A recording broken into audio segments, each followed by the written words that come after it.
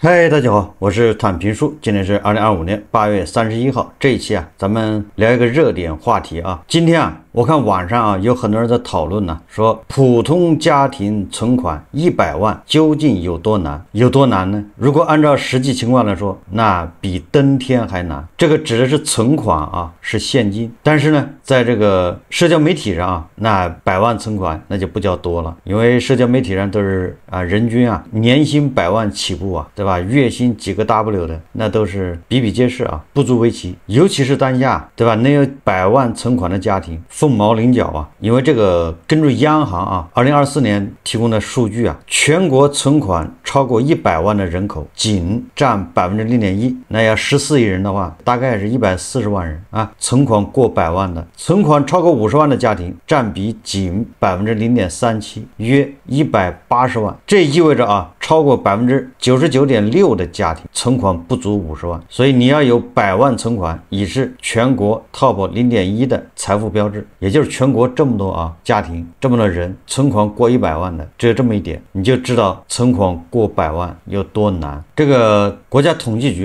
对吧？每年都要公布这个人均可支配收入，对吧？以北京为例人均可支配收入大概也就12万，或者比这多一点15万，这可是一线城市15万这是可支配收入，你把这个吃喝拉撒去掉，你能留多少？然后你再存到银行，这还不算你要还按揭贷款什么的，你什么时候能够存够100万？5线城市这个工资也就3、4千。对了，前一阵子不是网上各种对吧？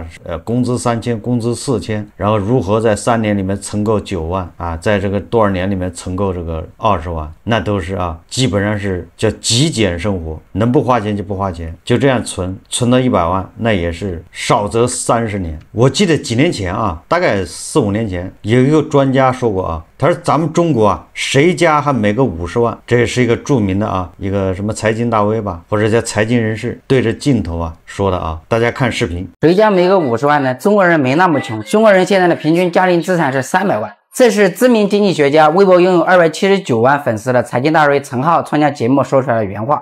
看到这话，很多网友真是又气又恨呢。我看了后也想，这么一个大专家怎么会说出这么离人的话呢？我查了一下这个平均300万的数据来源，你还别说，还真有。这是在2020年4月中国人民银行调查统计司一个课题组发表的报告，调查2019年中国城镇居民家庭资产负债的情况。数据显示，我国城镇居民家庭户均总资产 317.9 万元，家庭资产以实物资产为主，住房占比近70%，住房拥有率达到 96.0%。 说白了，这个所谓的资产主要是房产。而且这个统计是在2019年10月在全国对3万多户城镇居民家庭开展调查的。注意是城镇居民家庭，那还有 5.56 亿的农民，那谁来统计呢？别的什么民间数据我们就不说了，之前官方说了，我们的人均年收入是3万元，有6亿人是月收入低于1000元的。那就这个水平和谁家没个50万是不是相差了10万8千里？然后专家还说了，他自己做了一个测算，整个市场总仓位在10万以下的真正的小散户占比也就 10%， 是个零头。中国人现在平均家庭资产300万都是合格的投资者，哪有什么散户？但实际上呢，根据今年2月25日中登公司公布的数据， A 股自然人投资者中活跃账户数约为5000万左右，其中资产在1万以下的占比约 23%， 1到10万的占比约 48%， 10到50万的占比 22%， 50万以上的投资者仅不到 7%。所以真不知道这位专家说了10万以下也有 10% 是怎么来的。再看看这个专家的背景，毕业于清华大学工程物理系，现在是投资管理公司的董事、首席策略师。可能因为一直接触的是高净值的精英群体的缘故，在自己的圈子待得太久了，不了解民间疾苦，所以说出了这样的雷人语录。或者是因为他只服务高净值群体，不屑普通老百姓的反应。那不管是什么原因，作为经济专家可以不为老百姓说话，但不能挑动民众的常识。尤其是在今年这种情况下，说出这样的雷人语录，除了给大家心里添堵，我真看不出有什么积极的意义。专家的口气很大在这里面很多人容易搞混资产和存款，把这两概念搞混了。存款是资产，资产包括存款。大家都知道这个资产是弹性的。比如说吧，你1毛钱都没有，你也没有什么房子，什么都没有，但是你从银行借了一笔消费贷，借了10万，这个时候你就有了10万的资产。如果这个钱你没有花，它就是现金；如果你把它买了车，那它就变成实物，这都是资产。但是那个车是在贬值的，所以你10万买的那个车啊，新能源汽车它在贬值，你的资产在贬值。虽然这个车是你借钱买的，那它也是你的资产，它上半年还你买了是10万，到了下半年只值8万了，资产在缩水。但是因为你是借银行的钱的，所以你这边还有负债，对吧？你的负债是不变的，这就负债是债务是刚性的。到年底的时候，你的债务还是10万，但是你的资产已经变成8万了，这时候你的净资产是负2万，也就是说把你的车卖掉还银行的债，你还欠2万，就这个意思。如果这个车涨价了，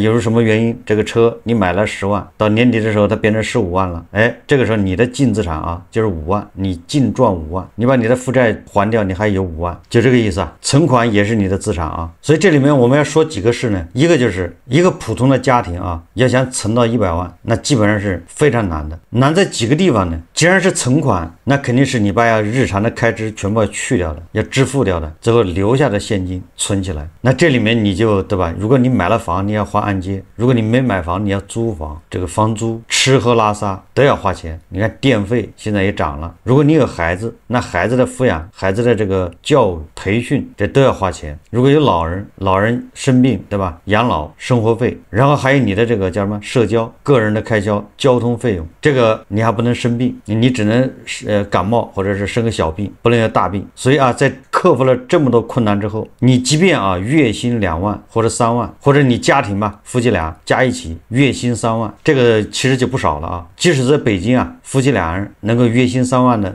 就不是一般人了啊。如果你月薪4万，那更是凤毛麟角。但是你要月薪4万的话，你要把那个社保、医疗，对吧？要扣掉，完了你还交个人所得税，交完之后你到手那个现金在多少，发到你的卡上，然后你再把你的开支去掉，对吧？你一年如果能存10万，那就很不错了，对吧？就这个你也得存10年。这个说的是一线城市啊，那些在大厂上班的，而且必须夫妻俩都在大厂上班，对吧？这样的一个水平。当然了，你说你是什么字节跳动的总监，或者是京东的总监，你说我年薪就是100万，那是另当别论了。这种人非常少啊。你说字节跳动，你说抖音、京东或者阿里或者华为，总不能都是总监吧？这是第一个，就是攒钱不易啊。第二个，这个还有一个叫30万返贫魔咒，它这个理论叫什么呢？就是你存款达到30万的时候，很容易出事。这个出事打个引号啊。你本来是秉着一个叫我要玩命的存钱，像个财主一样的守财奴，但是一旦你的存款达到30万，你的想法会发生改变。但是不是说所有人啊，那有很多人他就禁不住。第一个，他有可能要炒股，对吧？他已经不能忍受啊，那银行的利息只有1点几，你看看现在股市这么火爆，这第一个。第二个，买房，对吧？他可能本身他租房住啊，他有买房的需求，现在已经攒了30万了，现在很多这个首付啊，对吧？只有15%，甚至有的地方首付更便宜，自己再借一点，对吧？那首付就够了，想买房。还有呢什么呢？有的人觉得自己攒钱速度慢，对吧？这个朋友那个朋友开个餐馆，加盟了一个奶茶店或者火锅店，看人家挺热闹，我这30万放在这儿，那利息那么少，不如拿出去投资。什么意思呢？就是一旦你的卡上有30万的时候，你的想法会变得更多。你以前没有想法，是因为你账上没有30万，这个大家能理解吧？就或者说网上这个比较流行的一句话就是贫穷限制了你的想象。但你真有30万的时候，你就发现你的想法突然变多了，蠢蠢欲动啊！但是结局都一样，就这30万最后没了。本来想从30万直接到100万，结果又得从零开始，这是大部分人的这个命运啊。还有的，对吧？你账上有30万，被你的朋友、被你的亲戚知道了，对吧？虽然你很保守啊，你准备存银行，但是他很激进啊，对吧？他想着创业，他想着加盟一个奶茶店、火锅店，他想着要去炒股，他想着买房，但是他缺钱呢。既然你不买，他就跟你借啊，你有啊，这不借你就得罪他了。所以说啊，一旦你有了30万，想守住它，似乎也不太容易。所以说现实生活中啊，这什么存款50万、100万的，为什么越来越少？我们先不说你赚钱越来越难啊，就是在头10年，那存款100万、50万的也没那么多啊。很多人把资产和存款容易混淆。北京、上海啊、深圳这些一线城市，你只要有套房，你的资产都在500万以上，这就大家好理解吧？但是你要看看他有没有负债。如果他没有负债，那他很厉害，大部分都有负债啊，也就是银行的按揭贷款要还，那银行的这个贷款款余额恐怕比他那个房子的残值啊，就比他资产的价值还要大。所以说啊，我们要讨论的不是说普通家庭存款100万究竟有多难，而是我们要讨论的是大多数家庭都在面临5大挑战，也就是在经济下行啊，或者不叫下行吧，叫低迷。全国绝大部分家庭不是考虑对吧你什么时候存款100万的问题，而是要考虑对吧你面临的挑战，稍有不慎中产返贫，稍有不慎倾家荡产，稍有不慎对吧所有的资产没了，你还一屁股的债，叫个人破产，家庭破产。恒大暴雷以前啊，甚至恒大暴雷那一年2021年国庆节对吧，那个时候还讲金九银十啊，房地产行业啊，我记得这个恒大是9月份暴雷的，结果那个国庆节11啊，各个售楼处仍然啊人头攒动，人山人海，锣鼓喧天，彩旗招展。大家可以回头再去找一找那视频啊或者报道看一看，是不是这样？如今啊，这些售楼处啊门可罗雀。自年初至今啊，全国百城房价已连续下滑7个月。这个不仅是数字上的变化，更是经济逐步转型的缩影。2025年上半年，全国商品房销售面积同比下降16%，销售额减少18%。房价的持续下跌不是短期现象，已经成为咱们现在经济的新常态，就是咱们一直在下降，你要做好心理准备。那这种背景对吧？这种趋势深刻影响中国城镇家庭的未来生活。咱们也不说农村了，因为农村它没有房地产。今年3月，一线城市新建住房价格同比下降4.2%，相比之下，二手房市场跌幅更为显著，达到了6.8%。而在2、3线城市，跌幅更是加剧，部分地区甚至超过了15%。作为国家经济重要支柱产业，房地产的波动将直接影响千家万户的日常生活。截至2024年末，我国住房空置率高达21%，远超国际警戒线10%的阈值。当前我国人口增长速度放缓，城镇化进程亦有所减缓。在这一转型过程中啊，全国约4.7亿户家庭，约有半数家庭面临着种种难题啊。哪几种难题呢？首先一个，刚才说了啊，为什么要说房地产呢？是因为咱们城镇家庭70%的资产是房子。我记得咱们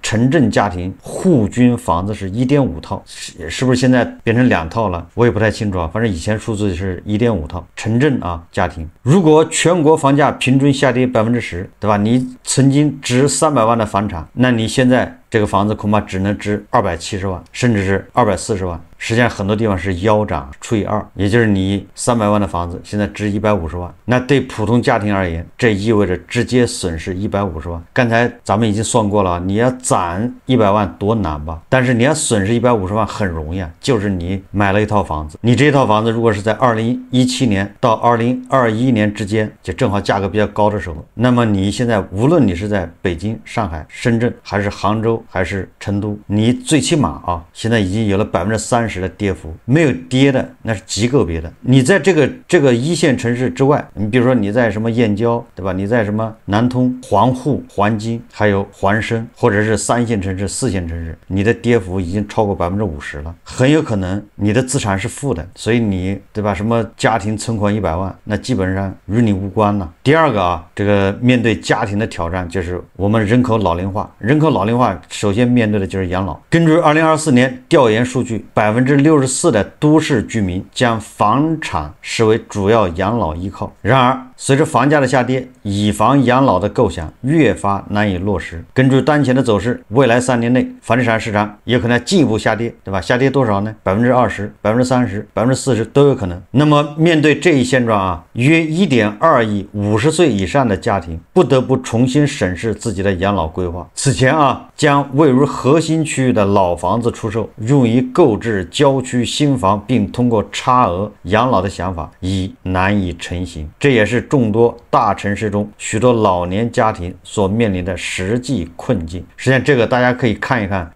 有很多房产博主啊，北京的或者上海的，他专门拍那个老房子，比如北京是2环以里胡同里面的那些房子，那都是一家3口人就住在10平米那么大的房子里面，很多啊，上海也有啊。那么现在家庭的第3个挑战就是债务压力。截至2025年第1季度，我国居民负债与收入比例已攀升至67%，其中房贷占住了80%以上。随着房价下跌，众多家庭陷入了负资产的困境，即房产的价值甚至已低于尚未偿还的贷款总额。这就是网上动不动就有帖子，对吧？有人说我把他房子送掉，免费送出去，就是因为房子已成了负资产，就是房子的残值覆盖不了银行贷款。根据预测啊，说到2027年，全国将有高达1800万户家庭面临这一问题，生活变得越发拮据。他们既无法通过出售房产来偿还债务，又必须继续承担高额的月供，生活质量因而大幅的下降。这个我记得前东北证券的那个首席经济学家这个付鹏啊，他不就说过了吗？因为这个房价下跌，导致居民资产缩水，导致什么呢？导致本来他每天喝一杯这个星巴克的，现在改喝什么？改喝那什么9块8，还买1送1，就是9块82杯，消费降级啊！这个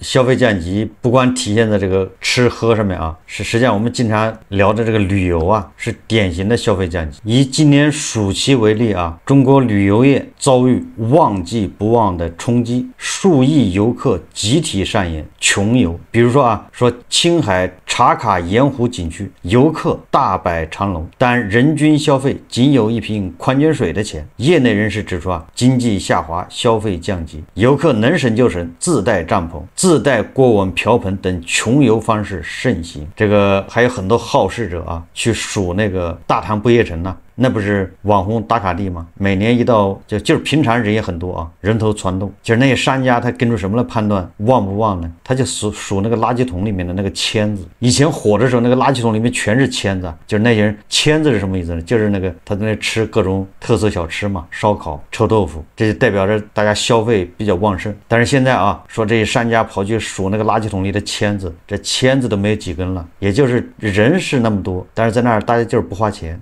2025年暑期旺季不旺已成为旅游业共识，也就是这些家庭都在过紧日子。家庭支出这一块，那过紧日子嘛，那首先砍掉的就是旅游。旅游什么意思呢？就是我该玩要玩，但是我尽量少花钱，就是穷游。那对家庭的第4大挑战就是教育投资策略的变化，或者说就是过去以往的这个教育投资策略失效，对吧？我们过去家家户户每个家庭都玩命的供着孩子上学，培养他，对吧？在教育方面不计代价的投入，因为在过去你这个投入是有回报的，对吧？家里一旦考上一个大学生，他能上班，他能工作，就可能赚钱，至少赶上了经济发展的这帮这个快车你考上大学了，你很有可能去大城市对吧？你就去了杭州你去了杭州，你上班，你找了个工作，你不就要结婚了吗？要结婚你就得买房就是跟着社会在一起成长，对吧？你就是买了一套房，然后那个房价20多年一直在涨，对吧？你当年花了80万买的房子，现在都已经涨到800万了，不就这个意思吗？这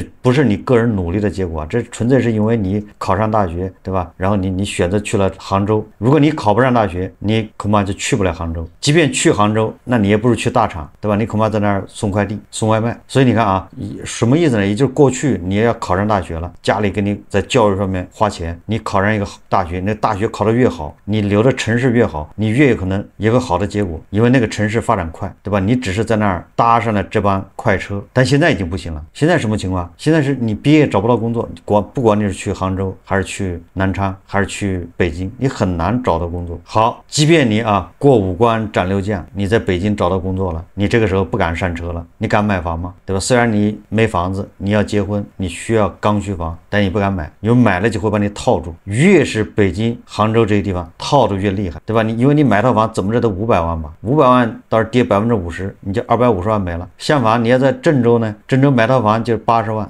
跌一半，跌掉40万，这一闷棍呢挨得不算太重。所以这个人你看反过来了，你越往大城市去，你越往杭州去，对吧？你如果还采取过去那个方式，你会变得更惨。所以这又回到教育那就过去为了孩子教育不惜去买那个学区房，那学区房就可能上好学校那小孩就能考到个好的这个成绩，上名牌大学985、211，他就可以留更好的城市，找到一份更好的工作。但是现在这一套不灵了。对吧？首先一个学区房这个概念，很多地方已经没有了，瓦解掉了。即便有的地方，它还能坚持多长时间呢？所以你现在敢去买学区房吗？你去买，你怎么能保证你不是接最后一棒呢？2024年全国教育工作会议明确提出，将致力于推动义务教育的均衡发展，降低对学区房的过度依赖。截至目前，全国已有157个城市实施了多校划片的招生政策。此操作令学区房价格急跌，名校学区房的价值正逐渐下滑。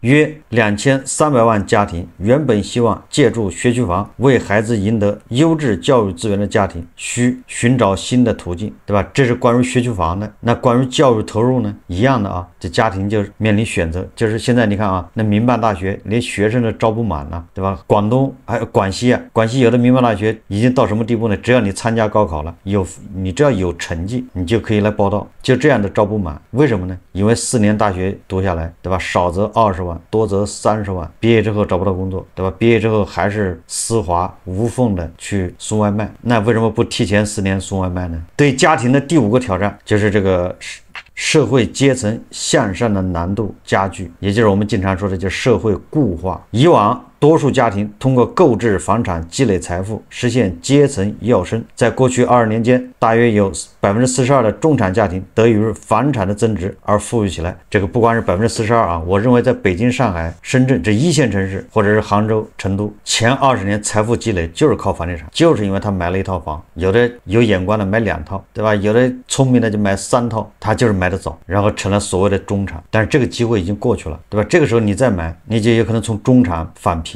2024年全国范围内新增的房产投资减少36%，创下自2000年以来最低纪录。年轻人不愿意购房的倾向越发明显。在25至35岁的群体中，仅有28.3%的人将购房视为首要的财务目标，这一比例远低于2015年的67.9%。面对约1.65亿年轻家庭的现实，他们不得不寻求购房之外的储蓄途径。过去你因为买一套房而搭上了人生的快车，现在这个已经不行了，你买套房说不定会让你更加困难。所以我们这个热点说的是普通家庭存款100万容不容易？现在已经不是说存款100万的问题了，而是有很多家庭要返贫，这个绝不是危言耸听只要这个家庭有负债，那么他基本上一只脚已经踏在这个悬崖边上。这个时候有一个主力，对吧？家庭成员失业被裁，赚不到钱，那立马整个家庭陷入困境，对吧？如果家庭2个人都失业，那就更完蛋，